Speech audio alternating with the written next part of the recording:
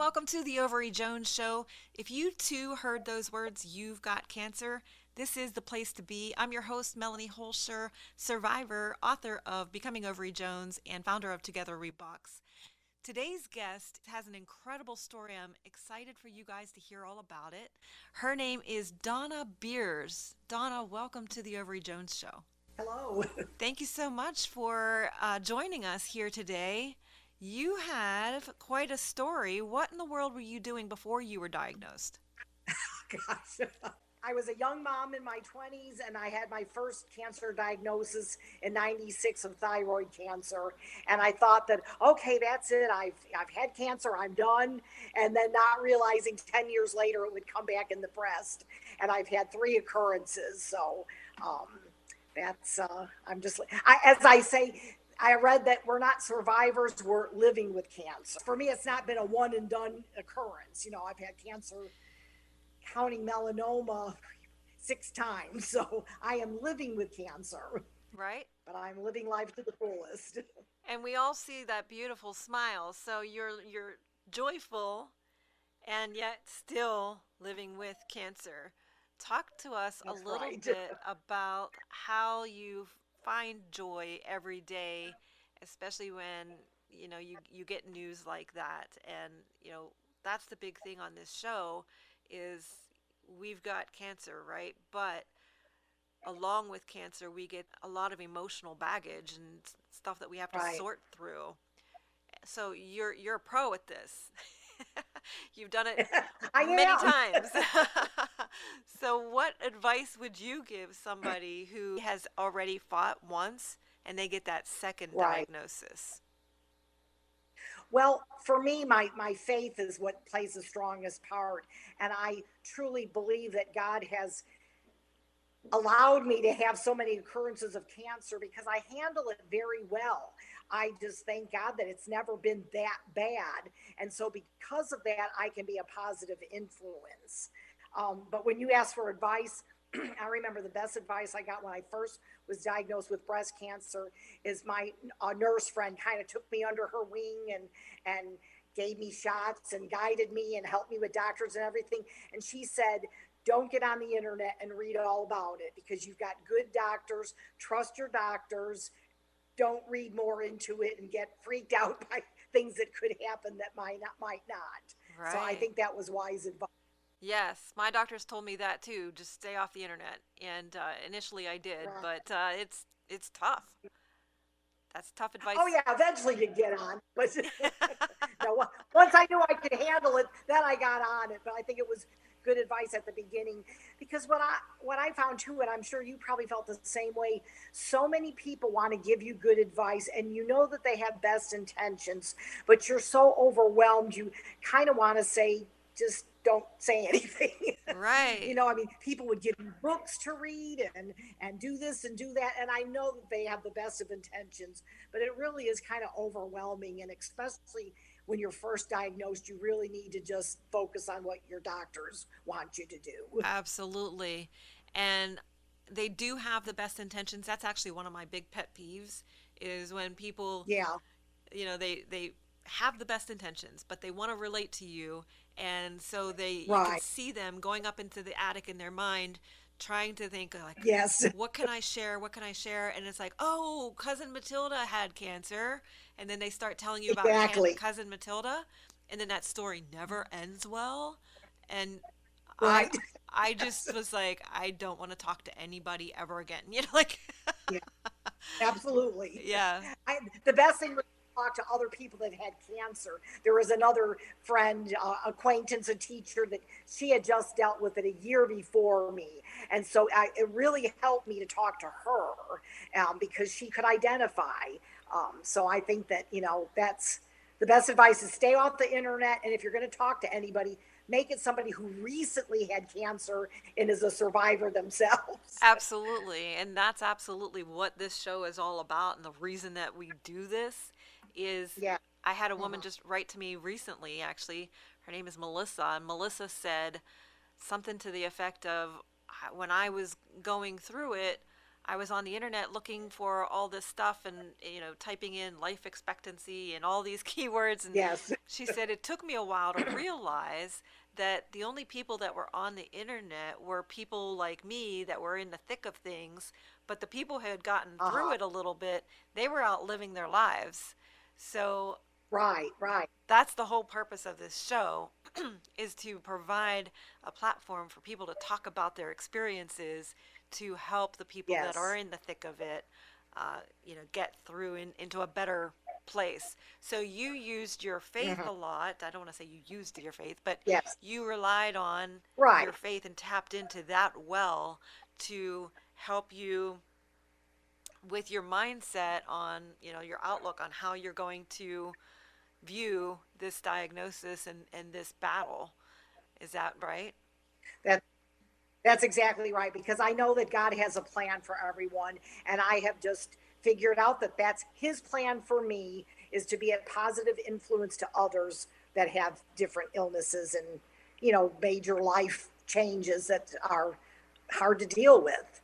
So if I when I get if I get another diagnosis, I just know that that's part of God's plan. That's my next step in this journey. Yes. So how many years have you been living with cancer now? Well, the first diagnosis of breast cancer was 1996. And I went 10 years with nothing. And then 10 years after that, it came back in my neck in some lymph nodes. And that's when I went through radiation. So most of my problems, because I deal with lymphedema, that's been the side effect that most people, you don't realize that you can get, from a cancer treatment. And that was because that's when I went through radiation 10 years later. And we had that under control. And then about 3 years after that, it came back again in my neck, but was a different type. So it's still breast cancer, but I went from an estrogen positive to triple negative. So it morphed into another kind of breast cancer. And so that diagnosis was probably about a year ago. So that's why, and my doctors have told me I will just always be on some kind of medication the rest of my life to keep cancer at bay. And when that medicine stops working, then we'll try another one. So I basically have been living with breast cancer since 2006. Absolutely. Yeah. And I think that is so smart. Like, I think we get so overwhelmed with that diagnosis, but there are so many Mhm. options, and there are, even Right. my nurse told me, she's like, if your CA 125 goes up, well, there's things that we can do. So it's, Right. I think it's just having the mindset of just keep fighting, um, you know, Hmm. keep tapping into your well, and faith, and talking to people, and not forgetting to live our life, because Right. we don't want to just alienate ourselves. We've all isolated enough, right? um, and Right. the beautiful Yes. thing about the pandemic is it did teach us and share, more ways to be able to Hmm. connect, even if we can't be face to face, like you and I right That's right. now are able to connect. So Right. yeah, so I think that's super important. So what were some of the twists and turns that you faced in your journey? I know, breast cancer, neck cancer, and what were some of the twists and turns that you uh, came up against, and that you needed to, really dig in to your faith, to try and come through? How did that help you? Well, I thank God for the fact that everything really hasn't been that bad. I mean, I only went through infusion chemo back the first time I was diagnosed. And I remember the first treatment right before it started, I started to cry because I felt like, when you're ready to get on a roller coaster and you know that once you get on, you can't get off. And so they asked me if I wanted to talk to a social worker. And I said, no, I'm fine. Let's just get going. Well, I was expecting to be laying on my couch sick and throwing up and nauseous and all these horrible things. And it never happened. And that's the beauty of the the research. They keep coming up with new things. So they give you anti-nausea medicine in the chemo, and so I never got really sick. The worst part was losing my hair and dealing with wigs in the hot summer down here in Georgia. But I continued to work. And one thing I think is kind of interesting is I worked at a credit union at that time, the first time I was diagnosed.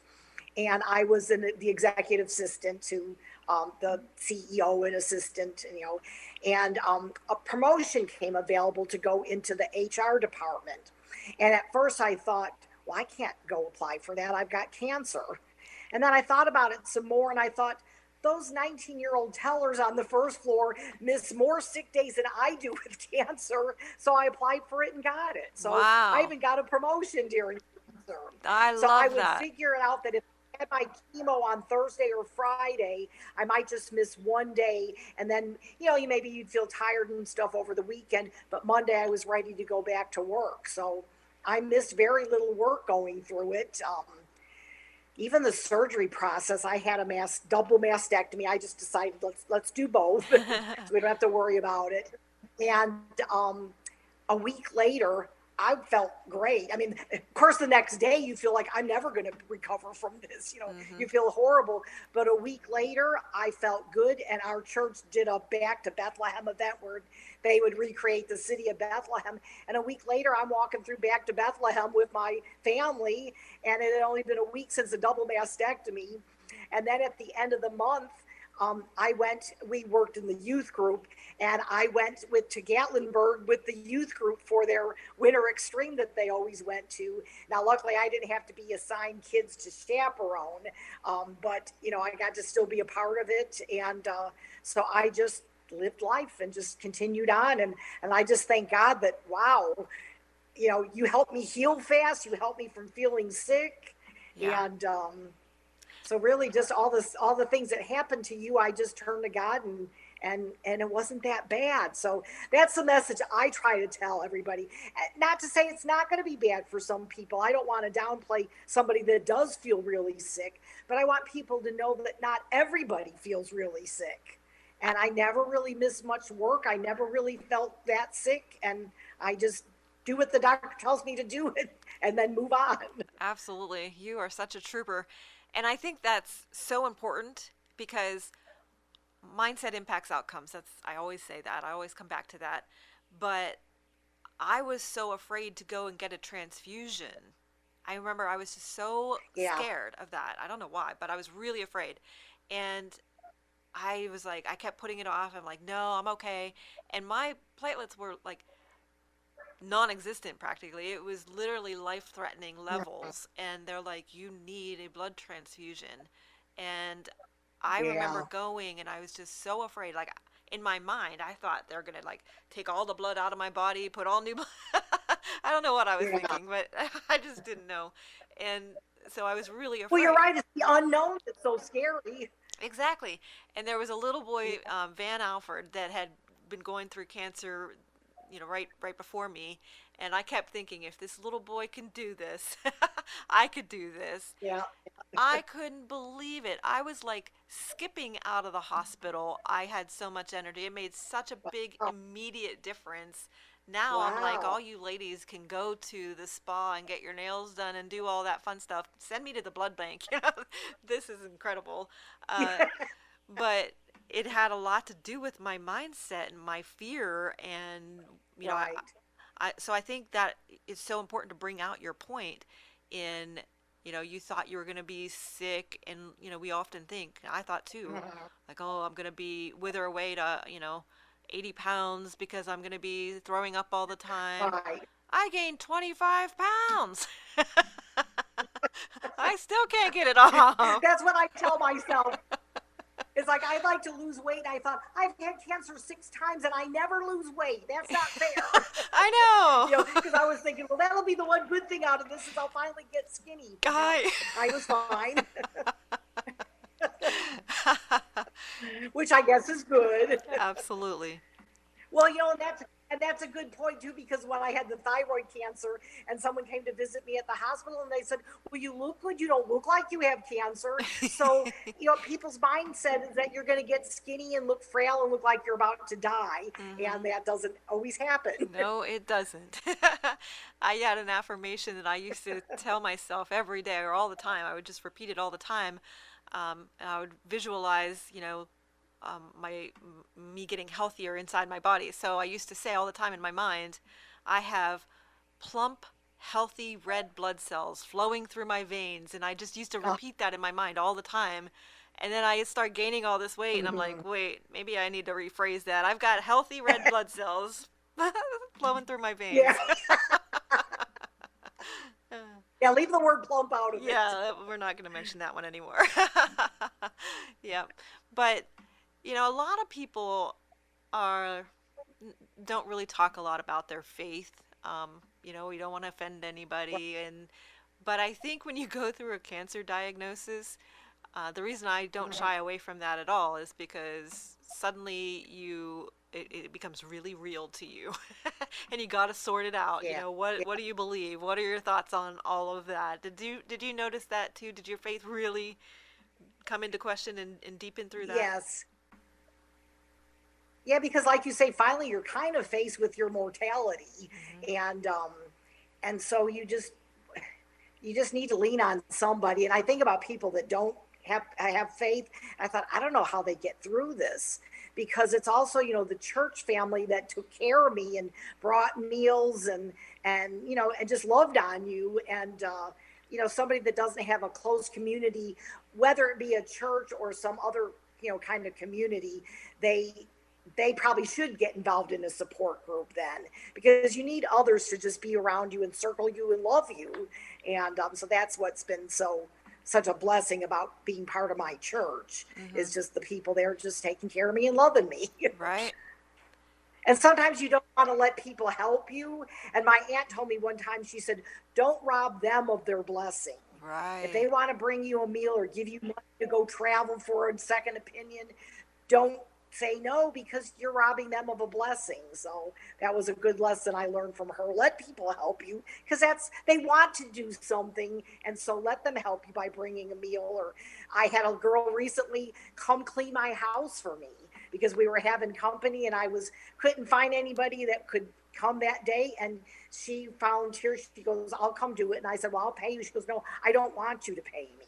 So that was, the way she could bless me. And so that's what I've learned too, is let people help you because it helps them.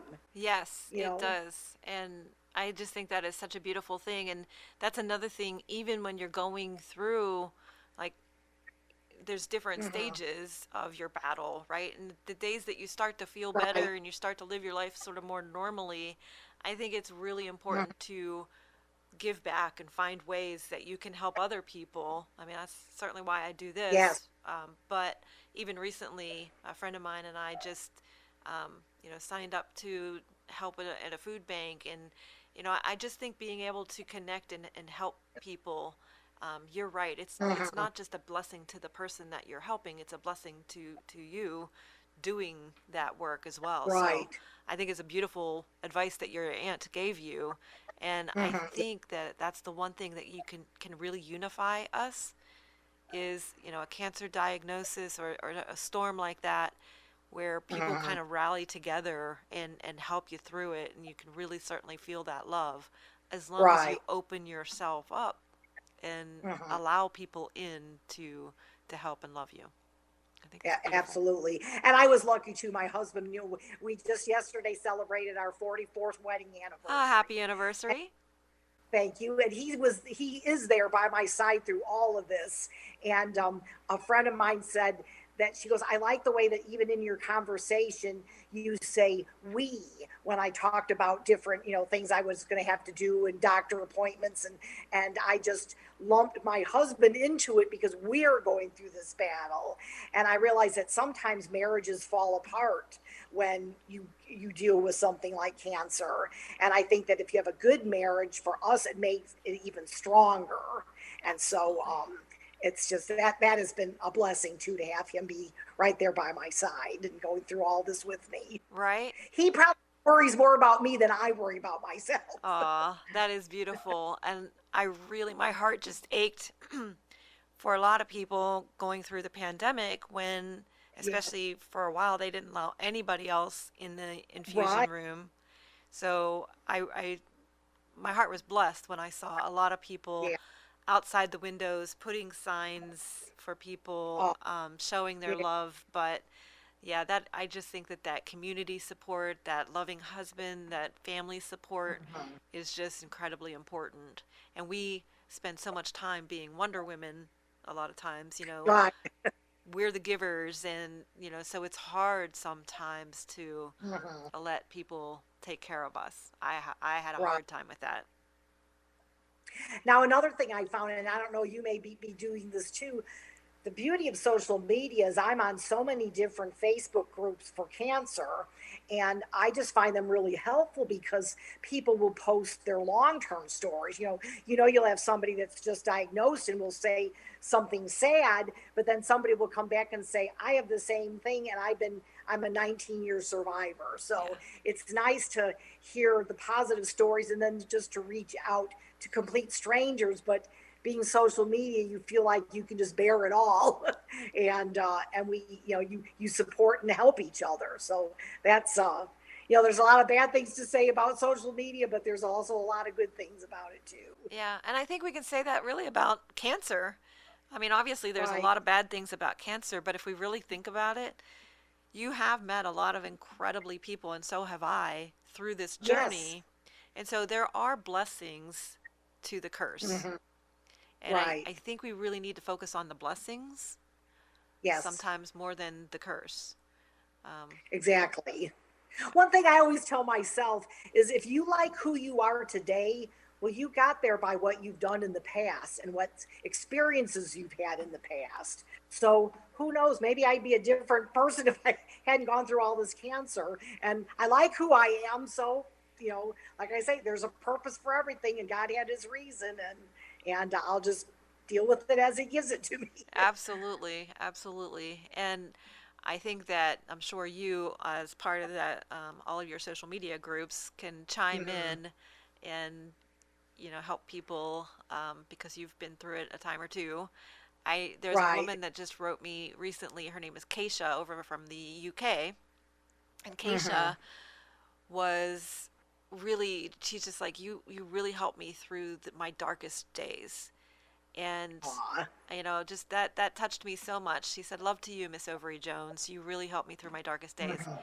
And I just think of all the Keishas out there that are going through the thick Right. of it, and we can be a guiding light, maybe just a glimpse of hope Hmm.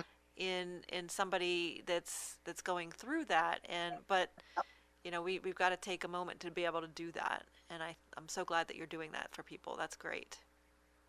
And don't you find that, aren't you amazed that God is using you to bless all these other people? Absolutely. You know, I'm it makes me overwhelmed. feel kind of special. Well, thank you for picking me to help.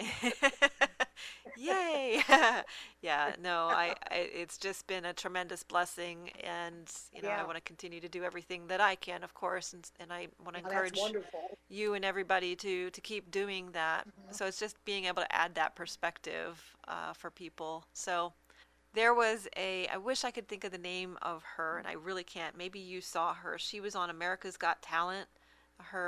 She went by Oh, Nightbird or something like that. yes, yeah, yeah. I think it was, she went by Nightbird. I did see that. I will have to link to it, but she was so incredible, and she too had Yeah, this incredible story where she's been living with cancer for such a very long time. And the one thing, I right. read something that she had written, and it was so beautiful. She said, sometimes if you can't find God, you've got to look lower, because she found him on the Uh-huh. bathroom floor. And Yeah, yeah. I remember that, you saying yes, that. yes. And I was just so, stunned by that, because it's so true. It's so Hmm. hard to really take the time and discover and think about our faith whenever we're so busy Hmm. and we're, on top of the world, Right.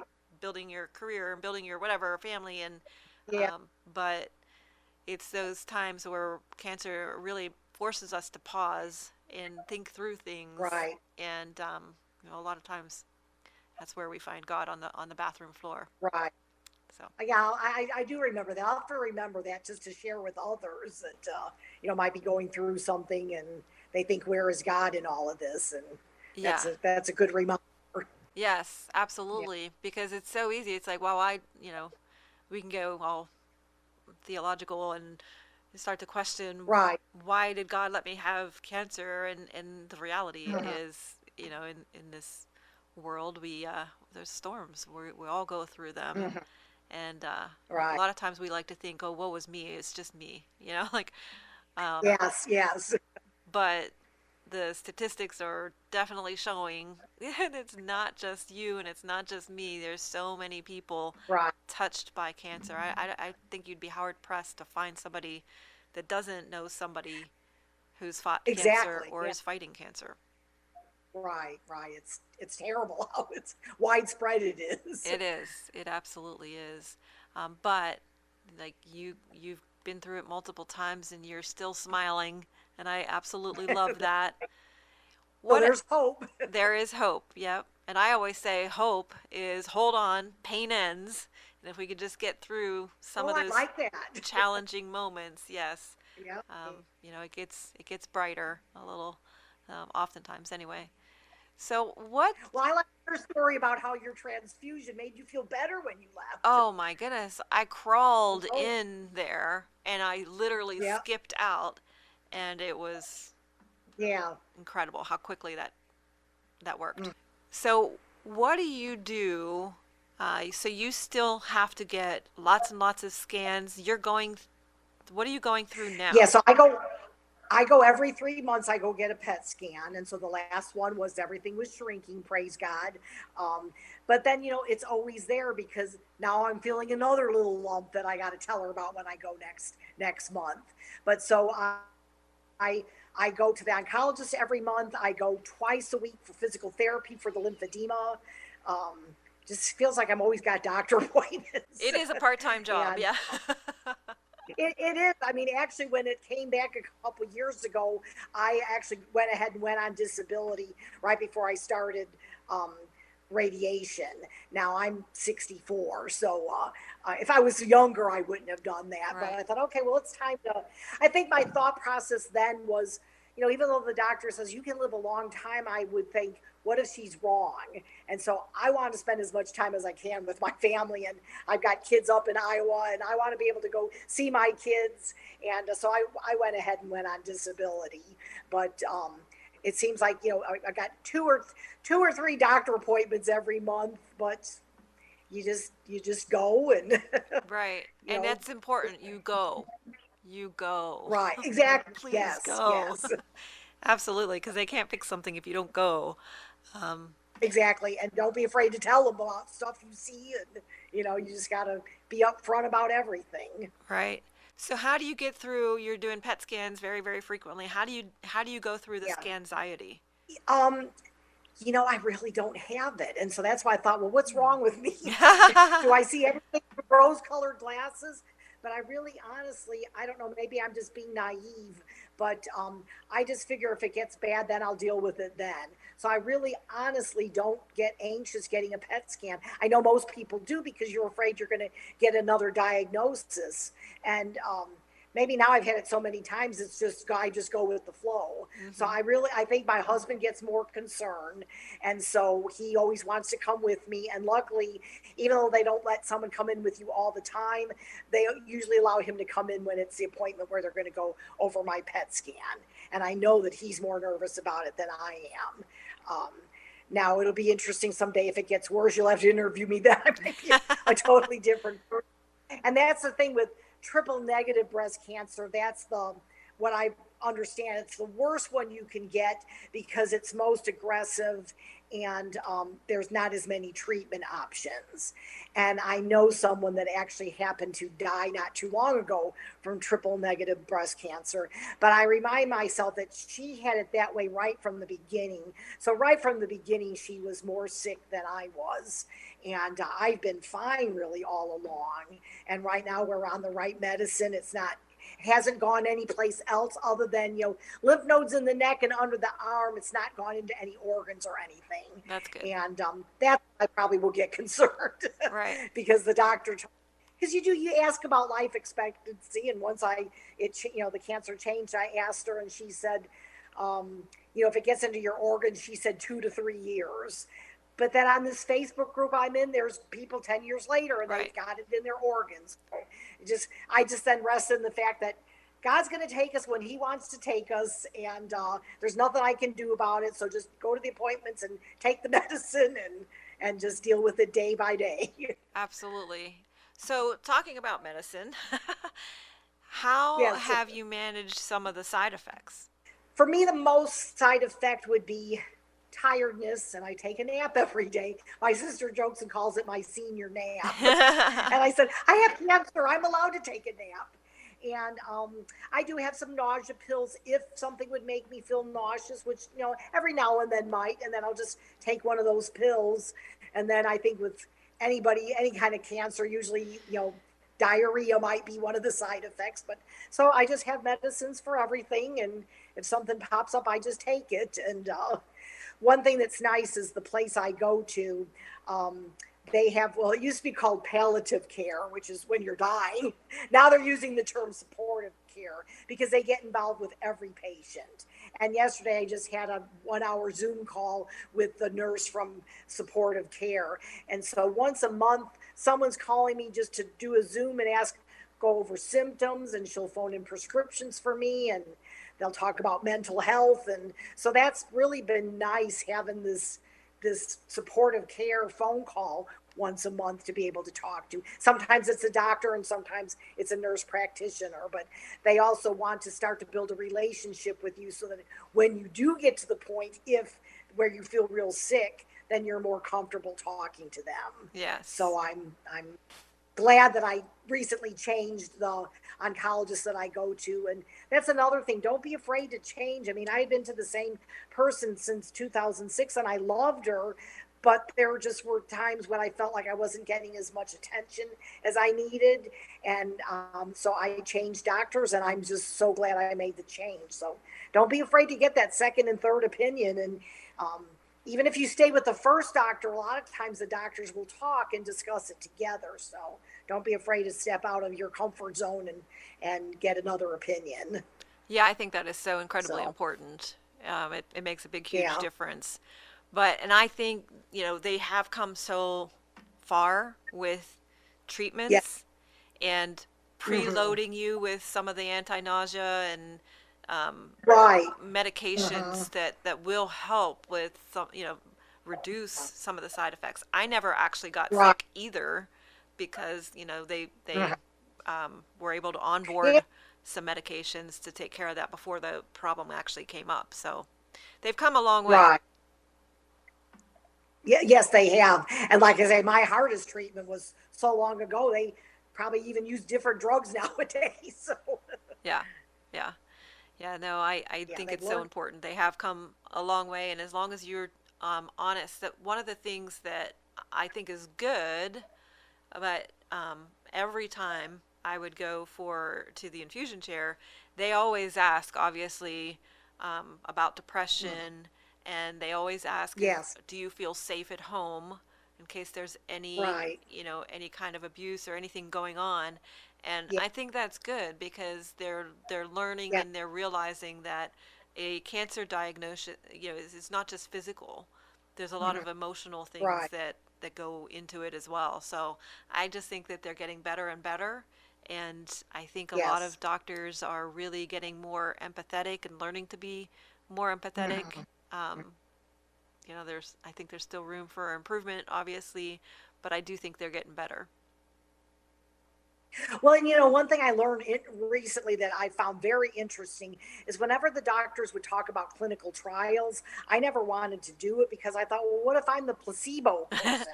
Well, I switched to a teaching hospital, and so they have even more clinical trials. And right now, we're not talking that because the medicine's working. But she said you'll always be on some kind of medication. What the trial is adding another one to it to see if it helps it even better. Mm. So that made me feel better. I thought, well, if I ever agree to do that, well, then I'm still being treated for cancer. I'm not just on a placebo. Right. So Oh, I should darn, have that one didn't realized that. work. It's just all of a sudden it's all of a sudden clicked. Oh, okay. Well, then if they ever want me to do that, I will. Uh-huh. Yeah. Yeah. Very good. Yeah, that is important to know and understand because again, it's that fear thing. I'm afraid I'd be on a Right. placebo. I'm afraid of what, Yeah. is involved in a blood transfusion. So sometimes fear Right. makes the wolf bigger than he is, and we don't need to make cancer any bigger than Yes. it is, right? That's right. It's big enough. It's big enough. We don't need to feed them Yeah. anymore. So, yeah, Right. Exactly. and I think it is even if you're out of your comfort zone, I totally agree. Getting that second opinion and finding Mhm. somebody that you really feel has your best Right. interest in mind and understands you and is the right team for you. Right. Yeah, I'm very Hmm. blessed with my Yes. team. That's My team's incredible. good. Yeah. You got to find the right team. You do. You absolutely do. And mine came through a referral. I have an ER doctor friend of mine, and when I realized that I Hmm. needed to go to an oncologist, I called him up and I'm like, all right, who's the best, you know? Hmm. So, Right. yeah, and she's great. They're great. I'm very blessed to have the right team. Good. But even if Hmm. you have to, I have a friend of mine that she didn't feel that way. She went Hmm. to a second and third, but now she finally found the team that she feels really resonates with her Yeah. and understands her. So I just think that's incredibly important. Great advice that you gave about that because even if it's outside of your comfort zone, Hmm. you've got to subscribe Yeah. to your treatment and be a part of it. And I felt bad quitting the other doctor, but I thought, this is my life. I can't stay with someone just because I feel bad if I leave her. Right? And, so it was, that was hard to do, but I thought, I'm sure they're used to it. I mean, you got to have the right personality fit with your doctor. And so I'm sure it was more uncomfortable for me to quit than it was for her to get my letter saying I'm quitting, I'm transferring. But it's your life, so you got to look out for yourself and be a part of that treatment plan and understand what's happening. Absolutely. No, I'm so glad you brought that up. Is there any other tips, things that you learn, things that cancer has taught you? Gosh, that's a hard one. um, I guess the biggest thing I would say is just try to be as normal as possible. Live your life like you always have. Um, I haven't changed my diet. I probably shouldn't eat so many sweets because sugar feeds cancer cells, but they've never told me to do that. So my husband and I, we just go through life like normal and, spend time with our kids and, if you just do as much as you can if you feel physically capable of doing it, because the more you can live your life, you feel like cancer is it's not looming over your head. It's just on your shoulder, on your back. Right? But and really say maybe some advice to some listeners that don't have cancer. The one thing that still kind of gets to me now is when people call and want to know how I'm doing. Well, I don't want to talk about it all the time. Mm. Let's just talk about, what are you doing, not how are you doing. um, I think that's the only thing that kind of gets to me when someone calls just to see how I'm doing, and I know that they, but let's not talk about cancer. That's just one part of my life. I have other things in my life. I'm not just cancer. So Absolutely. just try to live your life as normal as possible and find a good support group, whether it be your church or your doctor can certainly hook you up with a support group. Join a Facebook group if you want to kind of be anonymous, but just get some people around you to love you and just be there for you when you want to talk about it. And Absolutely. I guess that's the best tip I can give. Absolutely. I love that. Now, if somebody wants to connect with some of your cancer groups or with you, how can they do that? Okay, well, I have a Facebook group that I do, and it's called "Are You Kidding Me, God? Cancer Again?" and on Facebook, I'm Donna Dixon, Dickson Beers. And but if you just type in the group, "Are you kidding me, God? Cancer again?" it should pop up. And it Absolutely. is a public group. I think I still make you have to accept it. I'm not sure. I don't remember, but it is a public group, so you'll find it if you search for it. And one of the reasons I started it was I remember, and I'm sure you probably felt the same way when I first went through chemo in 2006. I can remember a couple of days later just being foggy and saying it was August when it was really April, and my mind not being straight. They always talk about chemo brain, Mm-hmm. and so I thought, well, I want to see if that happens to me on these pills. And so I basically do videos. I either go live or I do a video just to talk about what I'm going through, and so far I don't think I've forgotten things and changed. I know that it's October. So fortunately, I think when you have subsequent occurrences, usually you're under some kind of oral medication, and then that affects your body. In my case, even less. So far, I think I'm still normal, but I'll find out as I go back and watch these videos, maybe a couple of years from now. But that's one of the main reasons I did it. And so I've got other cancer patients that have joined the group as well because it makes them feel better, just to be encouraged by me with what they're going through. Absolutely. But there's all kinds of Facebook groups out there. I mean, so, I'm in breast cancer groups and triple negative stage 4 breast cancer groups. It's like there's a group for everything. So Yeah. just go to Facebook and type in what you have, Yeah. and you'll probably find a group for it. And I Absolutely. think that helps. Be able to chat with someone that really understands. They've been there Absolutely. too or are there right now. Yeah. Absolutely. Well, Donna, I cannot say how thankful I am that we got a chance to connect and do this today. And I just know that there's people I out enjoy there that are it. going to be blessed by this conversation. And so thank you so very much. I really appreciate it. You're welcome. Have a And great day. God bless you in your journey. Thank you so very much. Thank you. Thank you. And for those of you who are listening, please connect with Donna. I will link the description below. And please, if you will, share, like, and subscribe so that we can build this platform to have more people who can share and be able to give some advice and tips along their cancer journey as well. So thank you so very much. We look forward to the next show. I know you're going to love my next guest.